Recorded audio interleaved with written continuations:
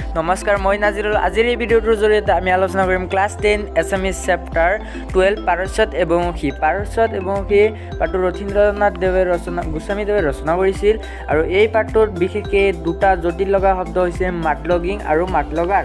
মাডলগিংনো কি আৰু মাডলগাৰনো কি, ইয়াৰ বিষয়ে আজিৰ এই ভিডিঅ'টোত আমি আলোচনা কৰিম। তাৰ আগত আৰু এটা কথা, যিসকল ছাত্ৰ ছাত্ৰীসকলে আমাৰ চেনেলত প্ৰথমবাৰৰ বাবে আছে সেইসকল ছাত্ৰ ছাত্ৰীসকলে আমাৰ চেনেলটো ছাবস্ক্ৰাইব কৰি কাষত থকা বেল আইকনটো দবাই দিবা।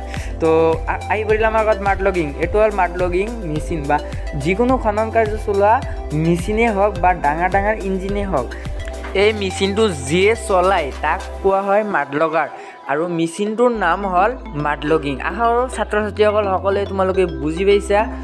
তো নেক্সট পাঠভিত্তি যিবিলাক কুৱেশ্যন এনচাৰ আছে আমাৰ এই চেনেলত বিশেষকৈ আলোচনা কৰা হৈছে। যিসকলে ভিডিঅ'বোৰ চোৱা নাই, ডিছক্ৰিপশ্যনত লিংক দিয়া থাকিব, তাৰ পৰা গৈ চাব পাৰিবা।